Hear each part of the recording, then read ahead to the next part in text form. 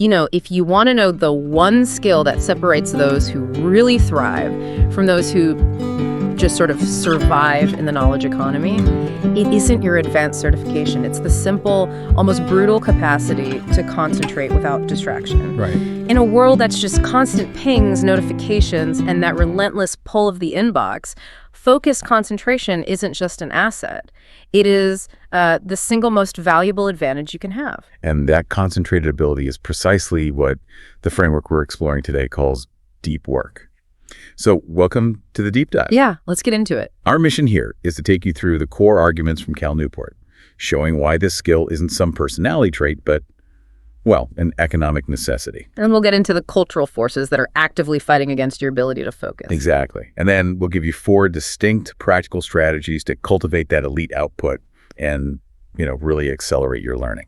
Let's start with definitions. I think clarity is power here. We really need to distinguish between deep work and what most of us spend our time doing. Absolutely. So deep work, it's defined as professional activity you do in a state of focused, distraction-free concentration. And it pushes your cognitive limits. It pushes you to your limits intentionally. This is the kind of work that creates new high-value output and, crucially, is very hard for someone else to just replicate. So we're talking about the novel solution, the complex bit of code, the published article. Exactly. And the opposite of that is shallow work. This is the non-cognitively demanding stuff, often logistical tasks. Admin work. Yeah, admin work, checking metrics, scheduling, or those rapid surface-level emails. Anyone, anywhere can do shallow work, which means it creates very little new value. And it's easily automated or outsourced. For sure. The real danger of shallow work is that it feels busy. It makes us confuse movement with progress. Okay, so if deep work is so vital, why does it matter so much right now? The sources frame this moment as the great restructuring. Well, we are in a highly transformative era. I mean, technological advancement, AI, machine learning, automation, it's just dramatically outpacing how we develop human skills. Especially in that sort of routine, middle-skilled work. Right. This is forcing job markets into what's called bifurcation. The middle kind of disappears, and jobs split into 2 main buckets, the highly complex and the very simple. And if you look at who's actually thriving, who are the beneficiaries of this whole restructuring? There are really 3 main groups. First, you've got the high-skilled workers. Okay. These are the people who can effectively analyze complex data, design algorithms, or operate those sophisticated machines. They master hard things quickly. And the second group? The superstars. Yeah. Exceptional talent that can now leverage a global marketplace. Think the best coder, the best podcaster, the best lawyer. And the third group is the owners of capital. Yes. Investors like John Dayer, who benefit from all this technological scaling with minimal personal labor. So for the vast majority of us who are not owners of capital or, global superstars, our path to success lies in becoming that high-skilled worker. And deep work is the engine for that. It powers the 2 core abilities you need. That's right. You need 2 things to thrive. 1, the ability to quickly master hard things through focused practice. And 2? 2, the ability to produce output at an elite level. You have to optimize the quantity and the quality of your work by concentrating on one single task. Deep work is what lets you do that. We hear legendary stories about this kind of focus. You read about Bill Gates in the early days of Microsoft, and the key differentiator wasn't just his intellect. He was described as a serial obsessor. I love that term. He'd take a pile of books, retreat, and just consume it all in a single, uninterrupted day, sometimes literally falling asleep on his keyboard and starting again the second he woke up. Wow. That ability to sustain concentration. That's what someone like Adam Grant embodies today with his famously high output. And look, if you are still skeptical that uninterrupted concentration is necessary, we have to talk about the science behind it, the hidden cost of switching. It's called attention residue. Exactly. Attention residue. Tell us more, because this is where that whole defense of multitasking just completely falls apart. It really does. Attention residue is the measurable cognitive cost of switching from one task to another. So when I switch from task A, say writing a report, to task B, like answering a quick email, your focus doesn't just instantly snap over. A remnant of your attention, this residue, stays fixated on the rules and context of the thing you just left. So even though I close the word doc, my brain is still subconsciously running processes on the report while I'm trying to write that email. Precisely. And The research is pretty sobering. It can take 20 minutes for your attention to fully settle on the new task after a big switch. 20 minutes? Yeah, so if you check your email every 6 minutes, you are essentially operating at a cognitive deficit 100% of the time. This is the science that proves uninterrupted focus isn't a luxury. It's a requirement. It is worth mentioning that the sources do point out some anomalies. Jack Dorsey, for example. Yeah. He successfully ran Twitter and Square at the same time. High-level executive positions, he managed a very distracted environment. So how do we explain to him? Well, he's the exception that proves the rule for most of us knowledge workers. For CEO, the very nature of their deep work is that high-level coordination and rapid high-stakes decision-making. So what looks like distraction to us? Right, those constant short meetings. Yeah. That's actually his high-value input.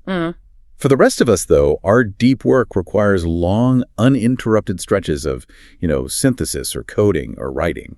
Which leads us to this central paradox of our time. Deep work is increasingly valuable economically, yet our modern workplace culture seems deliberately engineered to destroy it. It really does. Deep work is rare precisely because our systems punish focus. We're seeing this powerful cultural counter-campaign against focus. And we can identify 3 big interlocking trends that make deep work almost impossible. Okay, let's start with the physical environment. Trend 1, the open office workspace.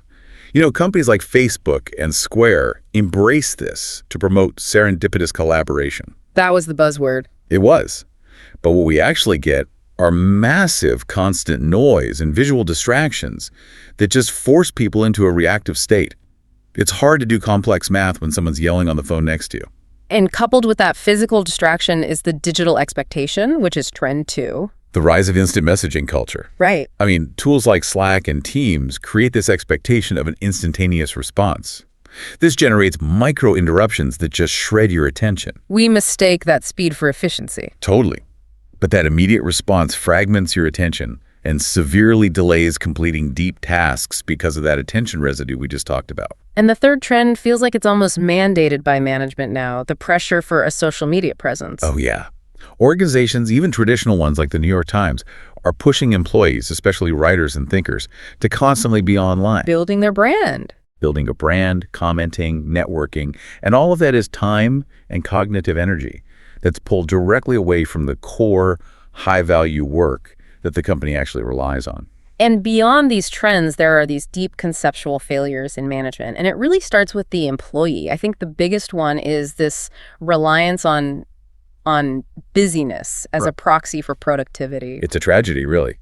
Since the results of deep work are often ambiguous or long-term, you can't measure a perfect sentence immediately.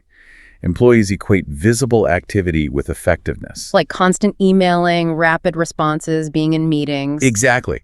They sacrifice the deep, meaningful work for the comforting, immediate feedback loop of the shallow stuff. But wait a minute. If managers struggle to quantify the true value of deep work, and they do, and shallow work is super visible, isn't it actually a rational strategy for an employee to lean into that? I mean, if my performance review relies on looking busy, I'm going to choose the shallow path. You've just hit on the absolute essence of the problem. That rational choice is what we call the principle of least resistance. When you don't have clear, objective productivity metrics, people naturally gravitate toward the easiest, most visible path, which is often just constant communication, even if that habit torpedoes the organization's productivity and their own career. And this all persists because of what we call the metric black hole. Organizations they struggle to quantify the financial impact of all that shallow work. Correct. If you can't accurately measure the cost of distraction, how much that unnecessary meeting or that instant email reply delayed a major project, you can't make a compelling business case to your boss for protected, deep work time. The costs are real. They're just invisible. So how do we push back? How do we fight a culture that's constantly pulling us toward the shallow? Right. The first, most critical realization is that just intending to focus fails. Our willpower is finite. It depletes fast. So you can't just rely on motivation. No. You have to rely on structured routines and real commitment. Structure has to defeat willpower. Structure over willpower. That's a powerful idea. And the sources give us 4 major philosophies, 4 structural approaches for how to integrate deep work into different lifestyles. The first one is the monastic approach.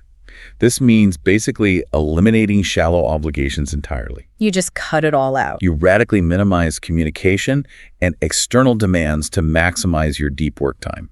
It's appealing, but it usually requires a lot of authority or total isolation. The second one is the bimodal philosophy. This is more practical for most of us. I think so. You dedicate clear, substantial blocks of time, say a few days a week or even weeks at a time, entirely for deep work. But you still deal with the shallow stuff otherwise. Yes, you consciously accommodate shallow work demands outside of those blocks. You compartmentalize, but those blocks are sacred. Then there's the rhythmic approach, which is all about consistency. You schedule regular, consistent, deep work sessions, say 2 hours every morning. Until it just becomes a habit. Until that habit becomes so rigid, it's unbreakable, like going for a daily run. And finally, the most difficult and probably the riskiest is the journalistic approach. Right. The journalistic philosophy is about capitalizing on spontaneous opportunities for deep work whenever they pop up. Squeezing it in. Exactly. Fitting it in between the shallow demands.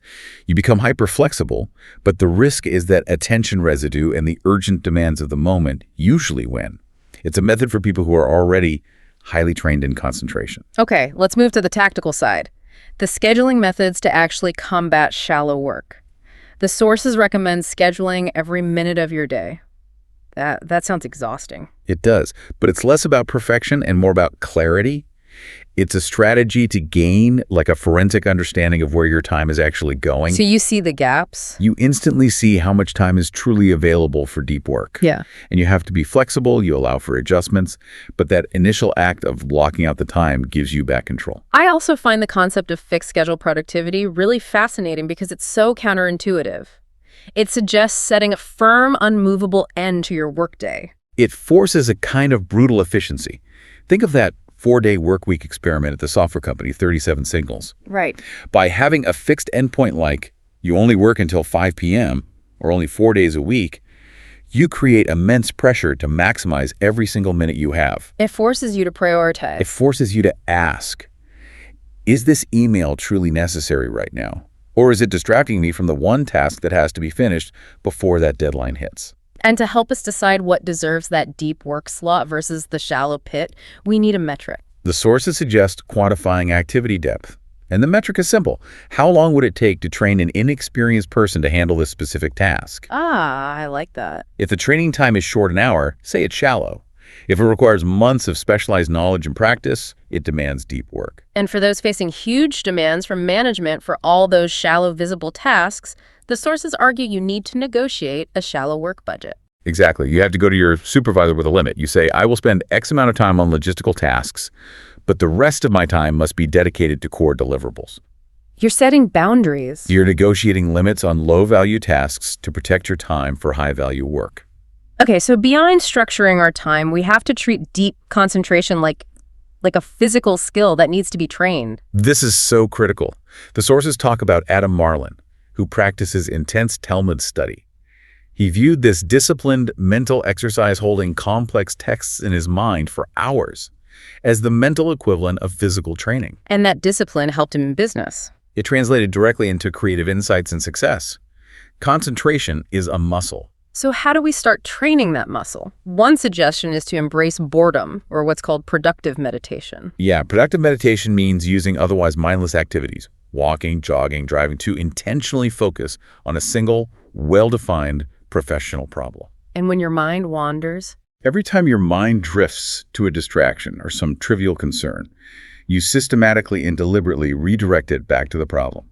That act of redirection is the repetition that builds the muscle.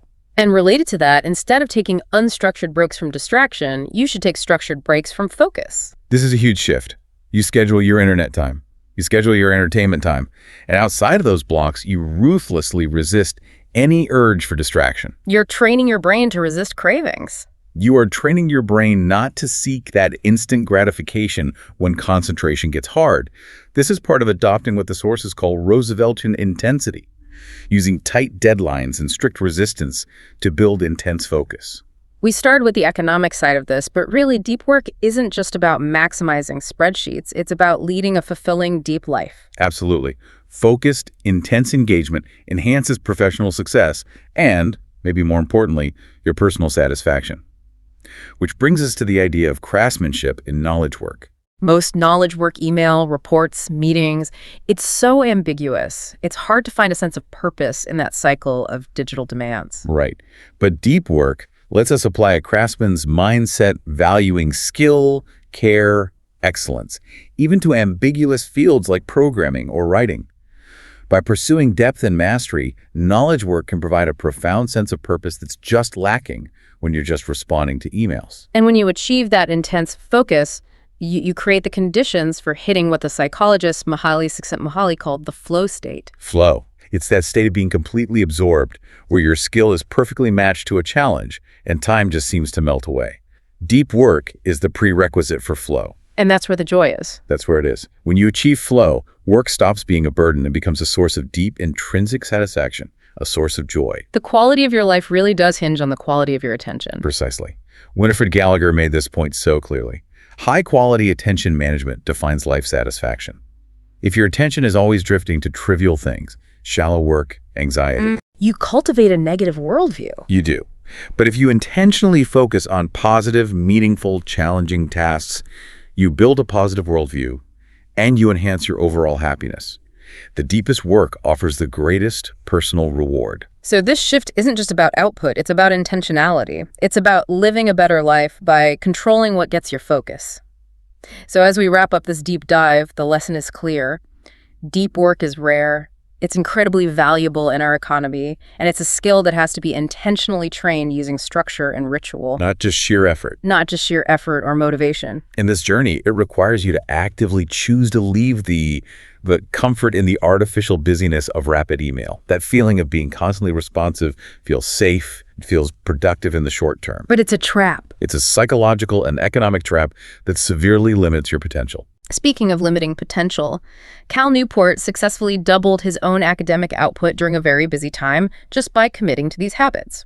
We also saw how the 37 Signals 4-day workweek forced employees to spend time more wisely. And this raises a provocative thought for you.